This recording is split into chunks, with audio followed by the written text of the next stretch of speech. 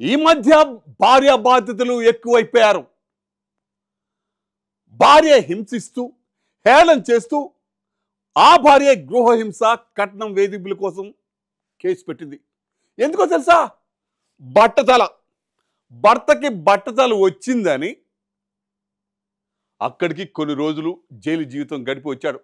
అయినా భార్య అంటే ప్రేమ, భార్య కావాలని వచ్చాడు. బట్ ఆ కఠినాత్మురాలు మారలేదు.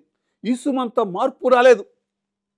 అదే హేళన, అదే హింస, అదే ప్రవర్తన తట్టుకోలేక ఆ భర్త ఏం చేశాడు తెలుసా?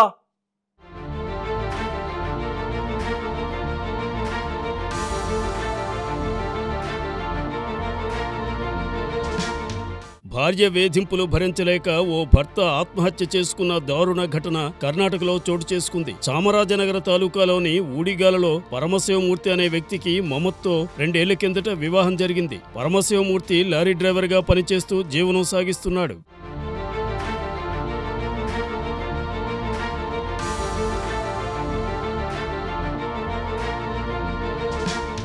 అయితే పెళ్లైన సమయానికే పరమశివమూర్తికి బట్టతల ఉంది. పెళ్లైన తరువాత పూర్తిగా జుట్టు రాలిపోయింది. దీంతో భార్య ఎప్పుడు హేళన చేసేది. జుట్టు లేదని, నీతో బయటకు రావాలంటే చాలా సిగ్గుగా ఉందని మాటలతో బాధ పెట్టేది. ఈ కారణంగానే ఇద్దరి మధ్య గొడవలయ్యేవి.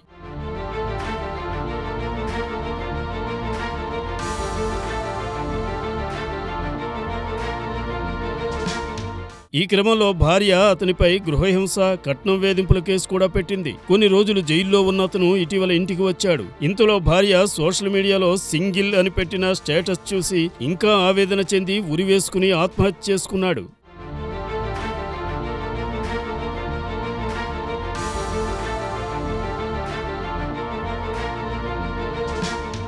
భార్య ప్రవర్తన నచ్చకపోవడం వల్ల ఆత్మహత్య చేసుకుంటున్నట్లు సూసైడ్ నోట్లో రాశాడు. విషయం తెలుసుకున్న పోలీసులు వెంటనే అక్కడికి చేరుకుని ఈ ఘటనపై కేసు నమోదు చేసి దర్యాప్తు చేపట్టారు.